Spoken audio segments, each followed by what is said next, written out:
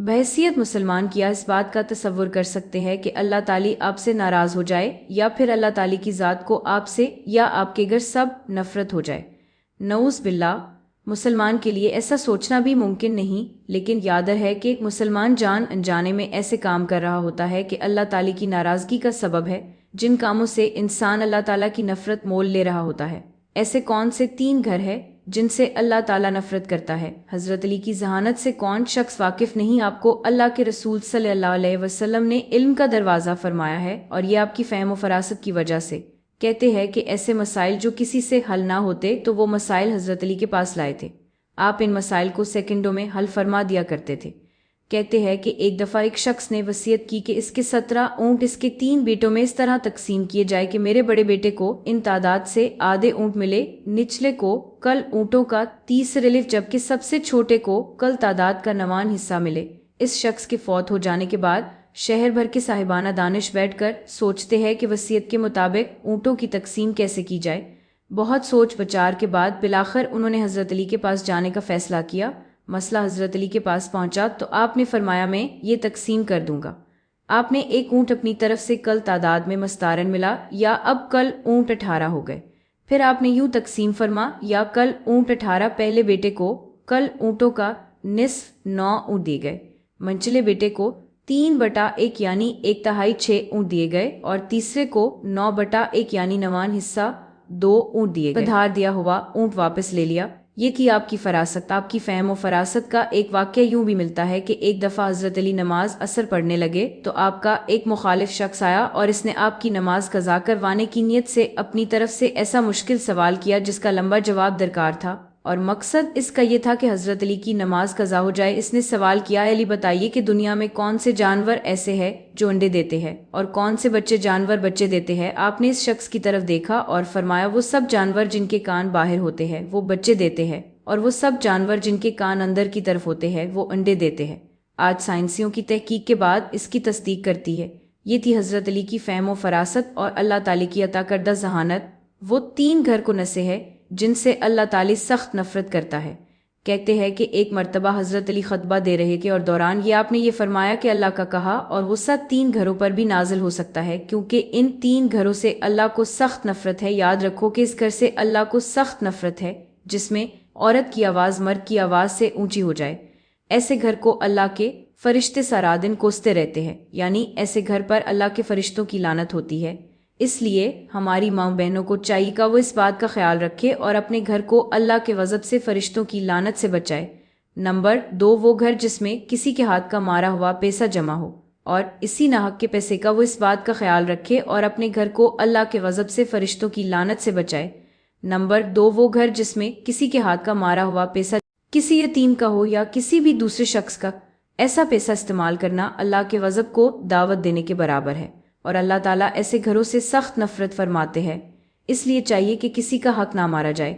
Number 3, वो घर जिस घर वाले मेहमानों के आने पर नाराज होते हो, इस घर से अल्लाह ताला नफरत फरमाते हैं। फरमाया कि जिस घर में ऐसा हो तो फरिश्ते इस घर वालों की नमाजों का सवाब नहीं लिखते। इसलिए चाहिए कि मेहमान की आमद पर नाराज ना हो, बल्कि मेहमान को अल्लाह की रहमत कहा गया है, इसका एहतराम करना चाहिए। आपने इन 3 घरों के बारे में जान लिया और ये भी जान लिया कि ऐसे कौन से काम हैं जिन कामों की वजह से अल्लाह ताला इन घरों से और इन रहने वालों से नाराज होता है, और जब अल्लाह नाराज होता है तो फिर अल्लाह ताला की बरकतें इस घर से उठ जाती है। यूं ऐसे घर में परेशानियां आ जाती है। इसलिए ज़रूरी है कि इन कामों से कोसों दूर भागा जाए। याद रहे कि ऐसी नौबत हमारे घरों में तब आती है जब हमारी माएँ बहनें दीन की तालीमात से नावाकिफ हो, और इसी तरह से मर्दों में भी दीनी तालीम की कमी इन कामों का बायस बनती है। इसलिए चाहिए कि बुनियादी इस्लामी तालीमात से सीखी जाए, कुरान मजीद को तर्जुमा के साथ पढ़ा जाए और अहादीस नबी सल्लल्लाहु अलैहि वसल्लम और सीरत नबी सल्लल्लाहु अलैहि वसल्लम का मुताला किया जाए, ताकि हमें पता हो कि अल्लाह ताला किन कामों से राज़ी होता है और किन कामों से अल्लाह नाराज़ होता है। अब खुद ही सोच ले कि वो औरत जिसको खावन के मकाम और रुतबे का इल्म होगा, क्या कभी वो अपने खावन के सामने ऊंचा बोलेगी? हरगज़ नहीं। लेकिन अक्सर औरतें जो ऐसा करती है को खाना पेश करने के बाद इस वक्त तक नहीं बैठेगी जब तक शौहर खाने से फारिग ना हो जाए। कुरान मजीद में मर्द का मकाम बयान करते हुए अल्लाह ताला यूं फरमाते हैं, मर्द औरत पर हाकिम है। اس وجہ سے کہ اللہ تعالیٰ نے ایک کو دوسرے پر فضیلت دی ہے، اور اس وجہ سے کہ مردوں نے مال خرچ کیے ہیں، پس نیک فرمانبردار عورتیں خاوند کی عدم موجودگی میں بحفاظت لی نگہداشت رکھنے والی ہے، اور شوہر کے مقام کو اس حدیث میں بھی واضح فرمایا گیا ہے۔ عبداللہ بن ابن افی کہتے ہیں کہ جب معاذ شام سے واپس آئے تو نبی اکرم صلی اللہ علیہ وسلم کو سجدہ کیا۔ آپ صلی اللہ علیہ وسلم نے پوچھا، رے معاذ یہ کیا ہیں؟ انہوں نے کہا، میں شام گیا تو دیکھا کہ وہ لوگ اپنے پادریوں اور سرداروں کو سجدہ کرتے ہیں، تو میری دلی تمنا ہوئی کہ ہم بھی آپ صلی اللہ علیہ وسلم کے ساتھ ایسا ہی کیا کرے۔ رسول اللہ صلی اللہ علیہ وسلم نے فرمایا، نہیں، ایسا نہ کرنا، اس لیے کہ اگر میں اللہ کے علاوہ کسی کو سجدہ کرنے کا حکم دیتا تو عورت کو حکم دیتا کہ وہ اپنے شوہر کو سجدہ کرے۔ قسم ہے اس ذات کی جس کے ہاتھ میں محمد صلی اللہ علیہ وسلم کی جان ہے، عورت اپنے رب کا حق ادا نہیں کر سکتی جب تک کہ اپنے شوہر کا حق ادا نہ کر لیں، اور اگر شوہر عورت سے جمع کی خواہش کرے اور وہ کجاوے پر سوار ہو تو وہ بھی وہ شوہر کو منع نہ کرے۔ اب خود ہی سوچ لے کہ اسلام تعلیمات دے رہا ہے، عورت ان تعلیمات سے واقف ہوگی تو وہ اپنے شوہر کا احترام کرے گی۔ اسی طرح سے کسی کا مال ناحق کھانے کے بارے میں بڑی وعدیں ہیں، خاص طور پر یتیم کے مال کو استعمال کرنے پر سخت تنبیہ ہے۔ جب انسان قرآن و حدیث کا مطالعہ کرے گا تو اس کو تمام ایسی باتوں کا علم ہوگا جو اللہ کے غضب کو دعوت دینے والی مدت سے مصر کی ایک مسجد میں ایک آدمی انجام دے رہا تھا۔ لوگ اس کے تقوی اور طہارت کی مثالیں دیتے تھے، اس کے چہرے سے اطاعت و بندگی کی نورانیت ٹپکتی تھی۔ مسجد کے ایک کونے میں اونچا سا مینار تھا، وہ 5 وقت اس مینار پر چڑھتا اور بلند آواز سے اذان کہتا۔ اس کی خوبصورت اور بلند آواز چاروں طرف پھیل جاتی تھی۔ ایک دن اذان دینے کے لیے مینار پر چڑھا تو اچانک اس نے نیچے دیکھا، ایک عیسائی کا گھرانہ اس مسجد کا ہمسایہ تھا۔ مینار سے صحن صاف نظر آتا تھا۔